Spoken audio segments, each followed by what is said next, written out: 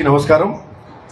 ముందున్న మా ముఖ్యులు, మా మిత్రులు, అధికారులు అందరికీ నమస్కారం. పాత్రికేయ మిత్రులకు కూడా నమస్కారం. చాలా సంతోషం. ఇది గొప్ప సుదినం.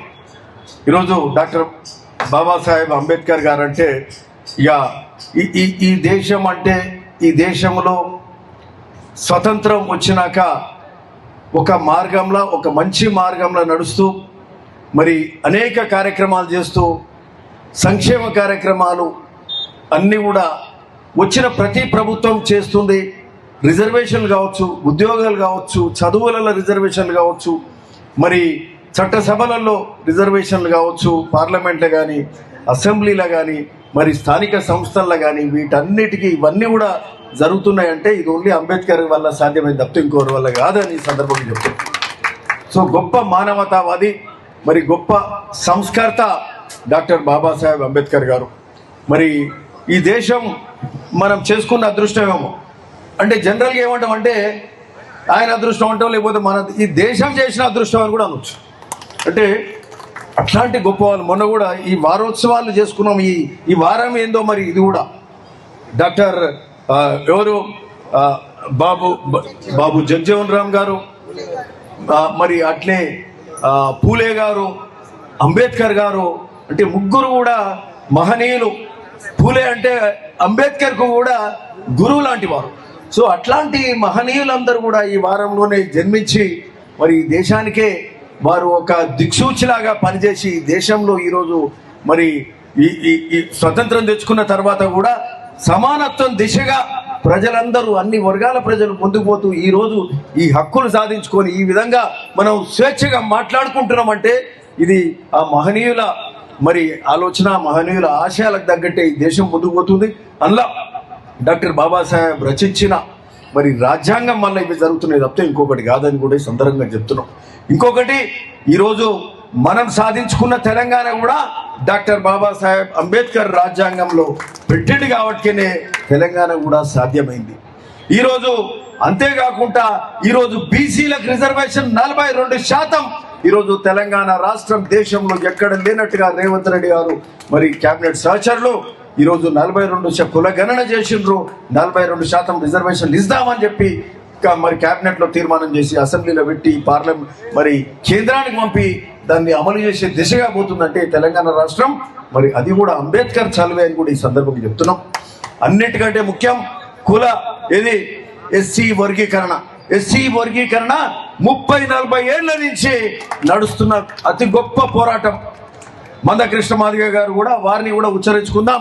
ఆయన మరి ఈ యొక్క వర్గీకరణ కోసం అనేక ఏళ్ళు తన సొంతానికి కాకుండా సమాజాని కోసం మరి మార్పు జరగాలి, ఈ రిజర్వేషన్లు వర్గీకరణ కావాలని చెప్పి మరి మందకృష్ణ మాదిగ గారు కూడా కొట్లాడడం.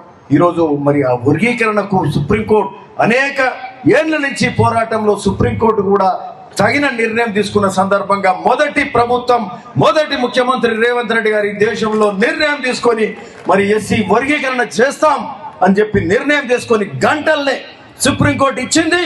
గంటల్నే చెప్పిండు ముఖ్యమంత్రి రేవంత్ రెడ్డి గారు ఎస్సీ వర్గీకరణ చేస్తామని చెప్పిండు. మళ్ళా ఉద్యోగాలు ఇచ్చేది ఎస్సీ వర్గీకరణ అయినాకనే ఇస్తాం తప్పితే అప్పటిదాకా ఇయ్యమని చెప్పినామంటే అంత ధైర్యం ఉన్నోడు. ఇప్పుడు మా రవివర్ధన్ గారు కూడా చెప్తా ఉంటారు, అంటే అంత ధైర్యం ఉన్న నాయకుడు ముఖ్యమంత్రి రేవంత్ రెడ్డి గారు అని చెప్పక తప్పదని కూడా ఈ సందర్భంగా చెప్తున్నాం. ఆ ఇంప్లిమెంటేషన్ అది కూడా దాని మీద మరి అట్లనే ఆ ఎస్సీ వర్గీకరణ దాన్ని క్యాబినెట్లో పెట్టిర్రు, అసెంబ్లీలో యాక్ట్గా పాస్ చేసిర్రు, బిల్ పాస్ చేసిర్రు, యాక్ట్ అయింది. ఆ యాక్ట్ కూడా ఎన్నడూ ఇంప్లిమెంట్ చేస్తున్నారు. ఈరోజు డాక్టర్ బాబాసాహెబ్ అంబేద్కర్ జయంతి సందర్భంగా ఈ రోజు నుంచి అదే అమలుకి తీసుకొచ్చుకుంటున్నాం. అంటే ఇది అంబేద్కర్ ఆశయాల స్ఫూర్తిగా ఈ దేశం, ఈ రాష్ట్రం ముందుకు పోతుందని చెప్పడంలో ఏ మాత్రం సందేహం లేదు. మిత్రులారా, ఈరోజు తెలంగాణ రాష్ట్రం చేసిన కార్యక్రమం ఎట్లా ఉందంటే వేరే రాష్ట్రాలు కూడా ఉదాహరణ తీసుకొని ముందుకు పోయే ప్రక్రియ మొదలైంది దేశంలో అని కూడా చెప్తున్నాం. ఈరోజు నేను పొద్దుగాల పేపర్ చదువుతుంటుంది, కర్ణాటకలో అడుగుతున్నారు ఏం సంగతి రిజర్వేషన్లు ఏమైందని.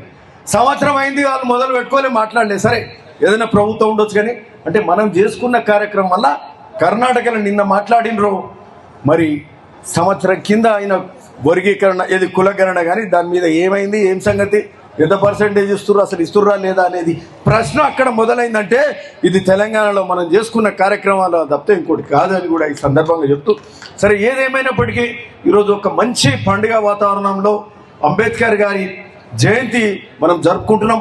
ఉదయమే బీబీ నగర్ నుంచి చేసుకుంటూ వచ్చినాం.